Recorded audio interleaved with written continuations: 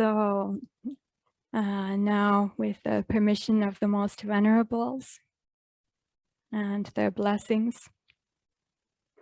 I'll offer this inaugural session special lecture. In fact, I was invited to speak on the topic of gender inequality in religious orders as being against the fundamental rules of the practices and the teaching of the religion, that is Buddhism, with specific reference to Bhikkhuni Sangha related issues. Just a moment.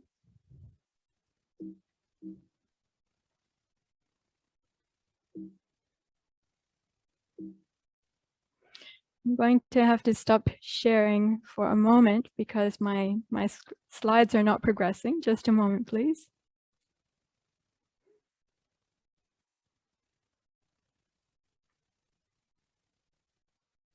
What did you touch?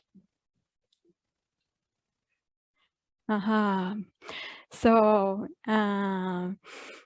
in line with the invitation that I received for sharing today, my special lecture will be on gender equality in Pali text Buddhism.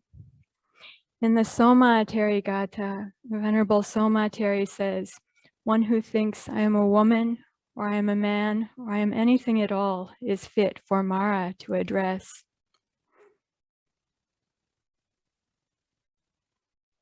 In fact, this is from the Soma Sutta. The Pali text is from the Mahasangiti Tipitaka, and I'm sharing it via Sutta Central. This teaching is considered so important that in fact it appears, just a moment, can I put this up to the top? we're having some technical challenges.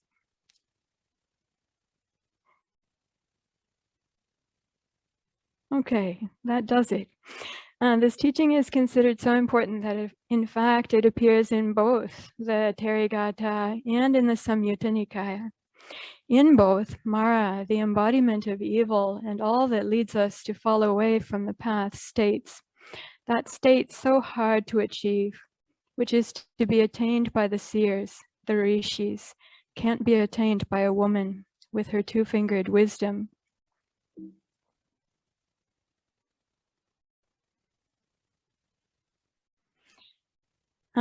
To which the Arahant Teri, as a fully awakened one, states, "What does womanhood matter at all when the mind is concentrated well, when knowledge flows on steadily, as one sees correctly into Dhamma?" But of course, we all know that it does matter in worldly terms. Plenty are the people who voice sentiments like Mara. These sentiments translate into real-life supports or impediments. The Buddha recognizes that it does matter in important ways as well.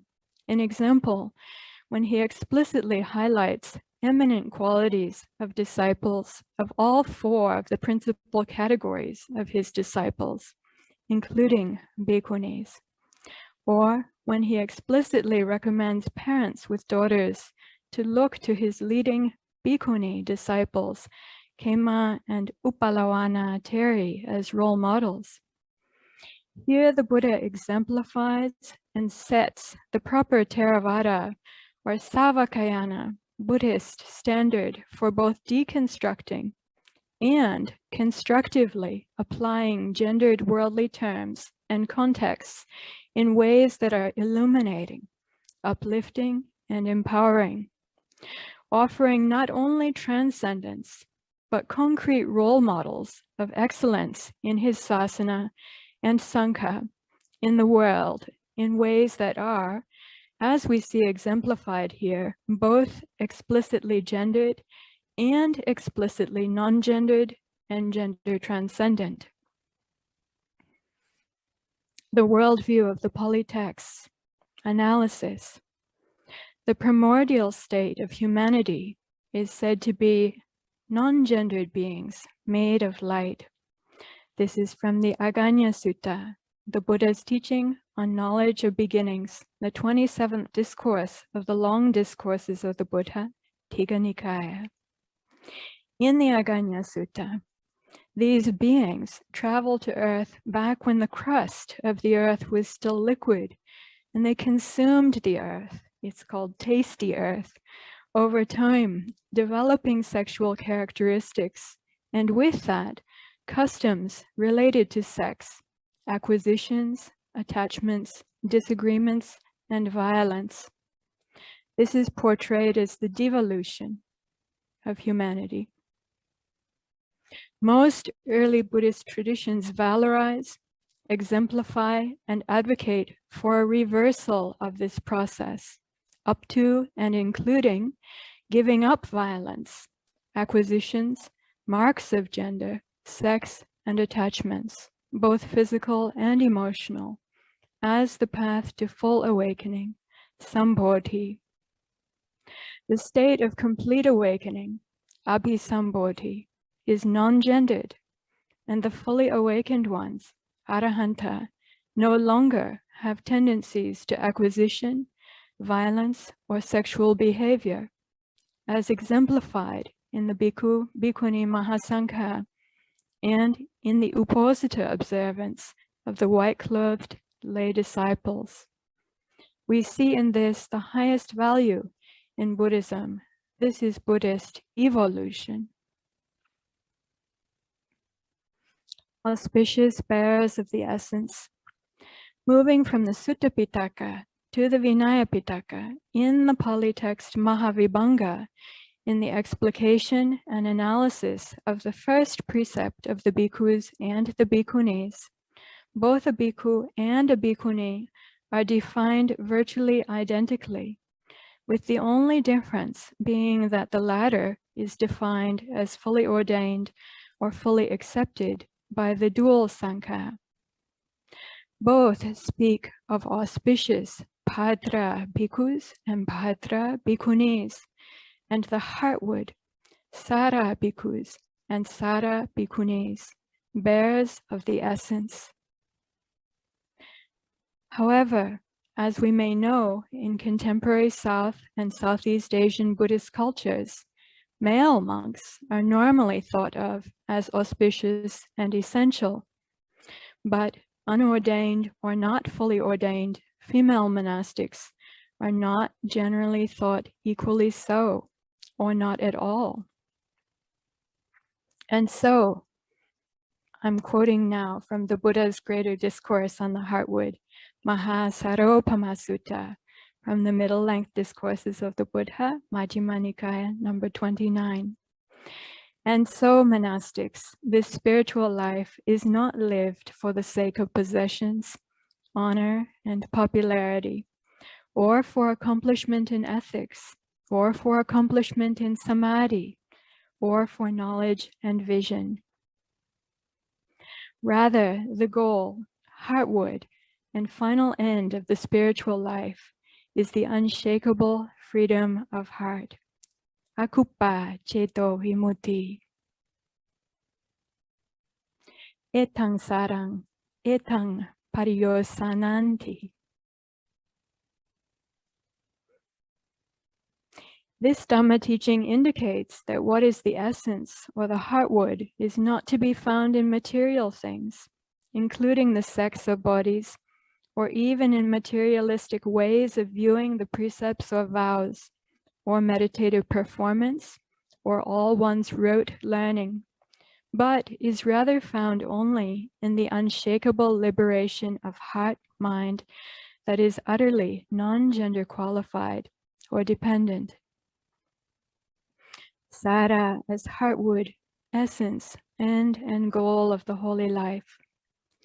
So we see the essence of the precepts and the essence of the holy life are both fundamentally equally non-gendered and accessible to everyone. Saravanta bhikkhunis, like great trees bearing heartwood.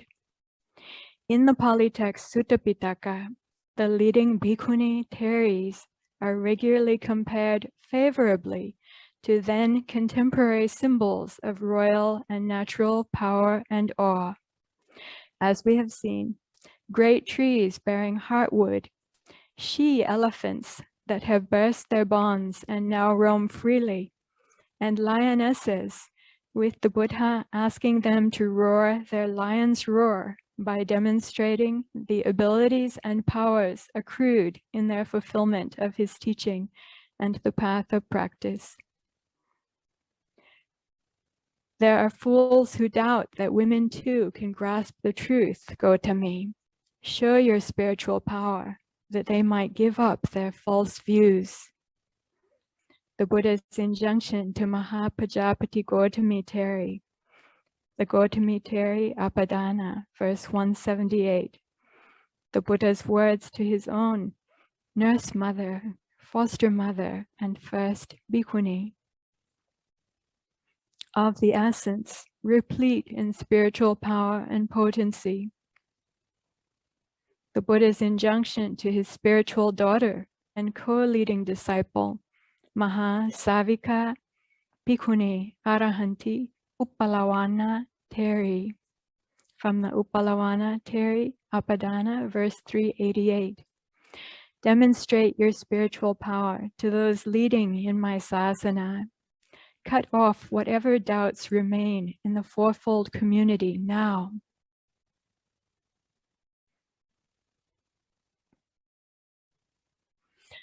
I hope this special lecture has contributed to the Buddha's aim of clarifying and cutting off doubts and wrong views, and giving effective upliftment and encouragement.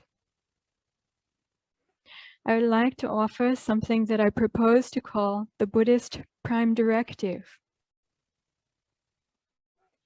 To offer the very best inspiration, encouragement, and expedient means, the most comprehensive support possible for encountering and fully developing the path of awakening, and all means of support possible for moralizing, valorizing, and expediting the effective sharing of that path by those with genuine knowledge and experience of it. We're celebrating the 25-year anniversary of the resurrection and the beginning of the revival of the Theravada Bhikkhuni Sangha and Theravada Bhikkhuni Sasana, as is said in Sri Lanka, in Sarnath, Isipatane, in the Deer Park in 1996. We've been focusing these last 25 years on revival.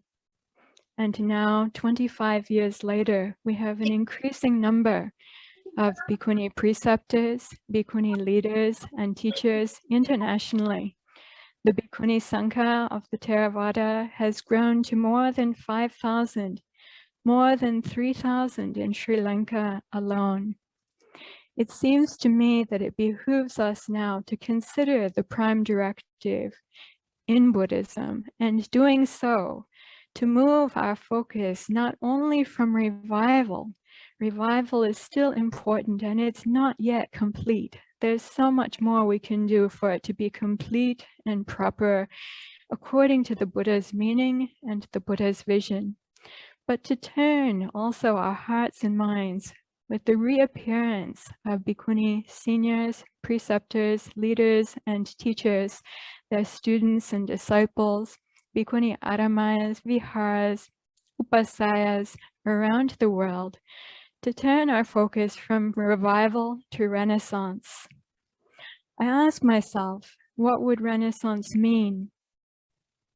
To my thought, it would mean that not only do we have the rumors and the appearance of bhikkhu arahantas, or great bhikkhu teachers who are thought to be non-returners, or great bhikkhu teachers who are thought to be stream enterers, and laypersons who are thought to be stream enterers as well, as we have now in this time with the revival of meditation traditions, the revival of deep wisdom teachings, vipassana and insight, We have this in the Theravada Sangha at this time.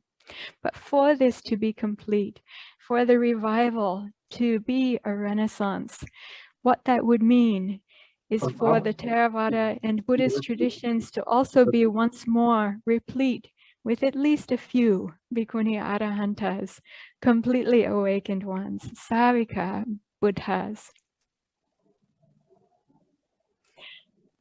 I'd like to close with this blessing. May the power of all awakened women of the way always be a blessing to us, awakening within us our own dormant or latent or rising spiritual potency and potentialities, that we may know and experience for ourselves the fulfillment and highest rewards of fully living the holy life in the Buddha's way. Sāvika Buddha Setasa Sattha Sotin Karotu Sāvika Buddha Setasa Sattha Sotin Karotu Sāvika Buddha Setasa Sattha Sotin Karotu. Sadhu, sadhu, sadhu.